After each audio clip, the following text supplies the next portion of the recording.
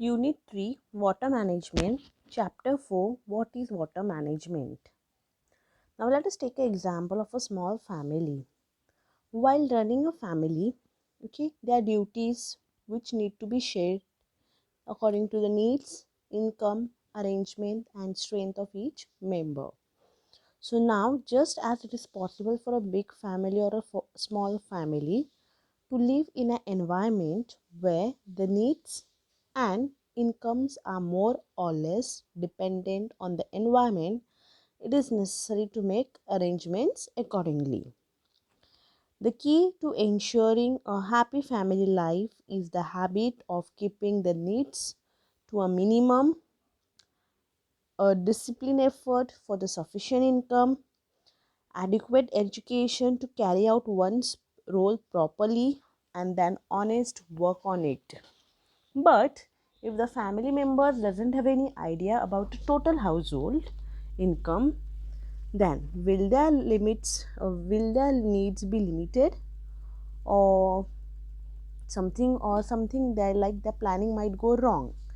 So if the management is required is good, then the habit of keeping inwards and outward accounts is also important. Now, management is important in everyone's life, right?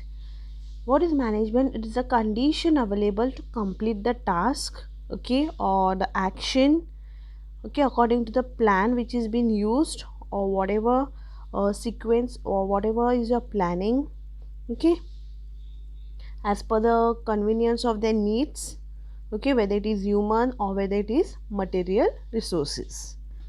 Water use is an integral part of our daily life. So we know everybody needs water, right?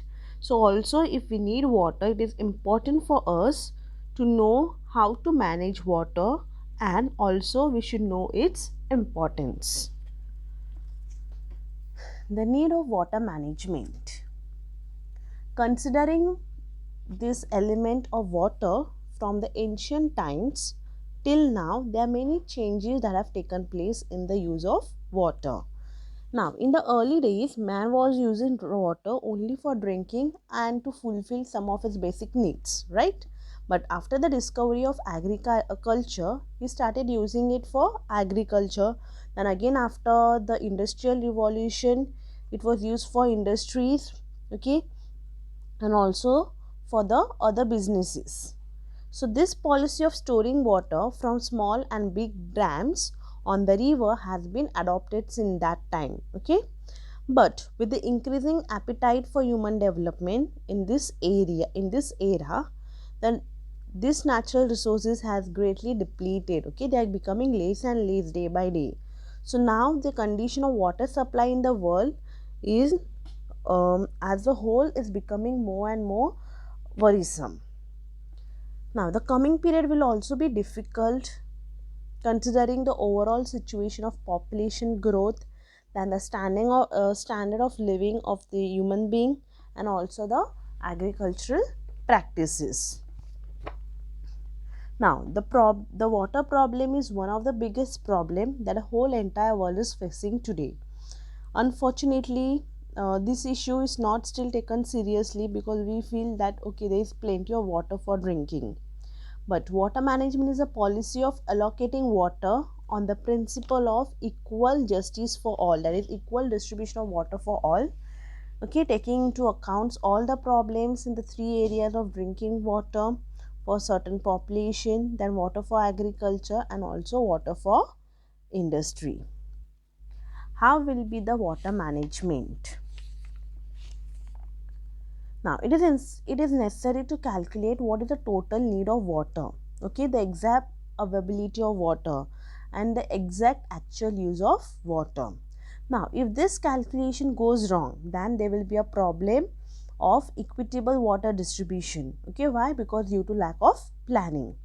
So this situation in the state is getting more serious day by day, and further measures are needed to reduce the severity of this problem. Now let us see how what are the different measures we can take to manage the water. First is water conservation. Now um, water conservation is considered as a permanent solution to the drought situation, right? Now, this problem of water can be solved permanently if you conserve this water. So, every drop of rain can be used if the water is conserved properly, and it can be carried out in different parts of the state. Now, if the policy of recharging of wells, deepening and widening of runnels, then diversion of water using small dams in small places is implemented, then the problem of this can also be solved out permanently. Then next, groundwater recharge. Now, groundwater recharge, what does it does? It increases the level of groundwater, and also it allows proper use of rainwater. Okay, so it is very useful to recharge the wells and tube wells effectively and increase the groundwater level. Then to stop water pollution. Now, many a times we see many people perform their rituals in rivers, springs, well, tube wells, etc., or even in the flow of drinking water.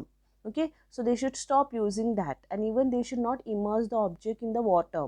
Okay, now even the disposal of waste material, or the waste product, or the sewage, or the hazardous chemical from the factories, everything should not be disposed in the water, or in the sea water, or neither in the running water, neither in the rivers. Why? Because it will harm the environment, and also it will affect the aquatic life. Now, this polluted water can be treated and reused, so they should use it properly. Then economical use of water in agriculture. Now let's see what is the economical use of water in agriculture. Now drip irrigation, then sprinkler irrigation, micro irrigation, these are the methods that should be adopted to avoid the wastage of water in agriculture. Now uh, if we see, uh, government gives a subsidy of around 75 to 100% of the cost, okay, to the farmers for drip irrigation, sprinkler irrigation, and also micro irrigation as per the requirement of the types of crops they have cultivated. Now, even they can use vegetative cover around the fruit trees to prevent the wastage of water through evaporation. Now, also in times of scarcity, the number of branches and leaves of the tree should be limited, so that whatever water is there, it won't be evaporated, and this will not reduce the level of water. Then enhancing public participation. Now, there is a lot of lack of public participation. Despite spending thousands and crores of rupees on irrigation, there has not been much progress in irrigation, and not also in its resources. So, it is essential to increase the public participation in all the projects. Okay, there should be awareness which should be created about the importance of water conservation. Then there should also be groundwater recharge, then farms, puddle, pond, etc. Then only we can use water properly, and it should be planned properly to use it properly. So for this, it is necessary to create a awareness on a large scale through newspapers, social media, radio, television, etc. Okay. Then next, sewage and recycling. Now, sewage means the wastewater which is connected, no, which goes out from a house, from toilets. Okay, so that sewage can be recycled by processing in the same way as plastic and paper material is been processed. So about 21% of the water available in Israel comes from wastewater and wastewater recycle.